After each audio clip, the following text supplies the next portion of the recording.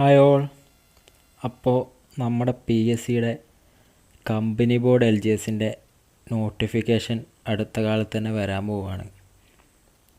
അപ്പോൾ നമ്മൾ ഇന്ന് ഈ വീഡിയോയിലൂടെ ഡിസ്കസ് ചെയ്യുന്നത് കഴിഞ്ഞ തവണ നമ്മുടെ കമ്പനി ബോർഡ് LGS എക്സാമിന് എത്ര പേരെ റാങ്ക് ലിസ്റ്റ് ഉൾപ്പെടുത്തി, അതുപോലെ തന്നെ എത്ര പേർക്ക് അഡ്വൈസ് നൽകി, അതുപോലെ തന്നെ എങ്ങനെയായിരുന്നു എക്സാം എന്നുള്ള കാര്യങ്ങളൊക്കെയാണ് നമ്മൾ ഇന്ന് വീഡിയോയിലൂടെ ജസ്റ്റ് ഡിസ്കസ് ചെയ്യാൻ വേണ്ടി പോകുന്നത്.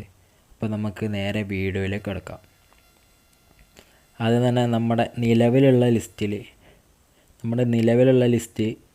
പബ്ലിഷ് ചെയ്തത് 12 ജനുവരി 2024 നമ്മുടെ നിലവിലുള്ള ലിസ്റ്റ് പബ്ലിഷ് ചെയ്തത്.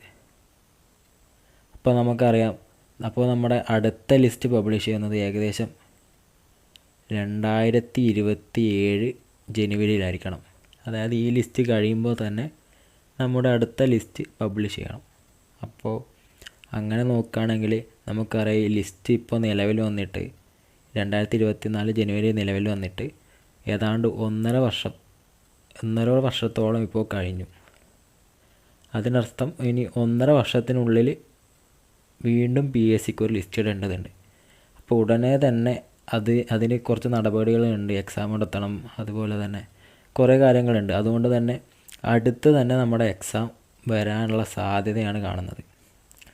ഇനി നമുക്ക് നമ്മുടെ കഴിഞ്ഞ ലിസ്റ്റിലെ കട്ട് ഓഫ് മാർക്ക് എത്രയാണെന്ന് നോക്കിക്കഴിഞ്ഞാൽ 76.67 മാർക്കായിരുന്നു കഴിഞ്ഞ വർഷത്തെ കമ്പനി ബോർഡ് LGS എക്സാമിൻ്റെ കട്ട് ഓഫ് എന്ന് പറയുന്നത്. അത്യാവശ്യം നല്ല വലിയ കട്ട് ഓഫ് തന്നെയാണ്. ഇതിന് കാരണം മറ്റുള്ള ചില ഫാക്ടേഴ്സ് ഉണ്ട്, അത് നമുക്ക് പറയാം. അതുപോലെ തന്നെ ഈ 76 മാർക്കിന് മെയിൻ ലിസ്റ്റിൽ 4038 പേരും, അതുപോലെ തന്നെ സപ്ലിമെൻ്ററി ലിസ്റ്റിൽ 4085 പേരുമാണ് ഉൾപ്പെട്ടത്. അങ്ങനെ ടോട്ടൽ 8013 പേരുടെ ഒരു വലിയ ലിസ്റ്റായിരുന്നു PSC പബ്ലിഷ് ചെയ്തിരുന്നത്. അപ്പോൾ ഇത്രയും പേര് വരാനും ഇത്രയും കോമ്പറ്റീഷൻ ഉണ്ടാവാനും കാരണം എന്താണെന്ന് വെച്ചാൽ നമുക്ക് കാണാം.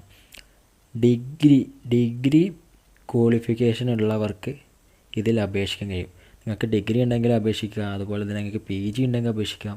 അങ്ങനെ ഉന്നത വിദ്യാഭ്യാസ യോഗ്യതയുള്ളവർക്ക് അപേക്ഷിക്കാൻ പറ്റുന്നൊരു എക്സാമാണ് ഈ കമ്പനി ബോർഡ് LGS എന്ന് പറയുന്നത്. പക്ഷേ മറ്റ് LGSകൾ വെച്ച് നോക്കുമ്പോൾ മറ്റുള്ളവർക്ക് ഡിഗ്രി ഉള്ളവർക്ക് അപേക്ഷിക്കാൻ പറ്റില്ല, നിങ്ങൾക്കറിയാം.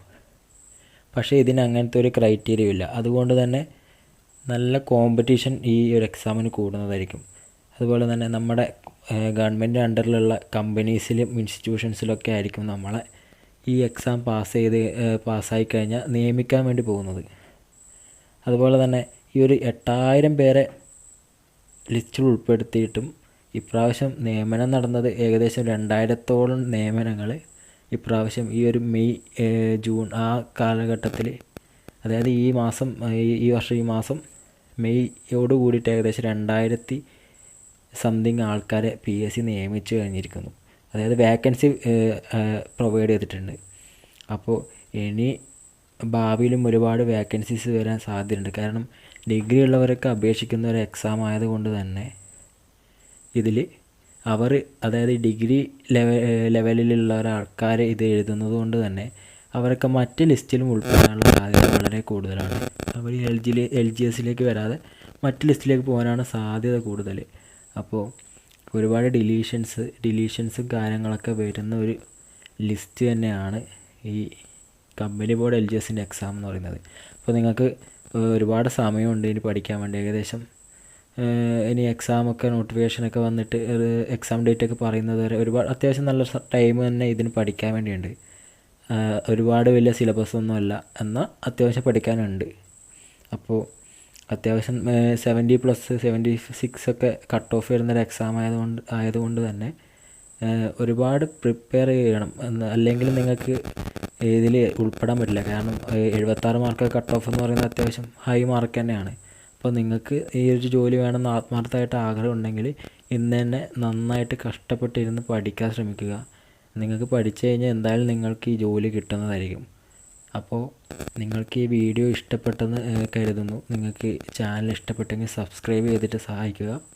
അതുപോലെ തന്നെ നിങ്ങളുടെ സപ്പോർട്ട് വീണ്ടും ആഗ്രഹിക്കുന്നു. അതുപോലെ തന്നെ ഈ വീഡിയോ ഇഷ്ടപ്പെട്ടെങ്കിൽ നിങ്ങൾ ലൈക്ക് ചെയ്യുക. അപ്പോൾ നമുക്ക് വീണ്ടും ഒരു വീഡിയോ ആയിട്ട് കാണാം. അതുവരേക്കും ബൈ.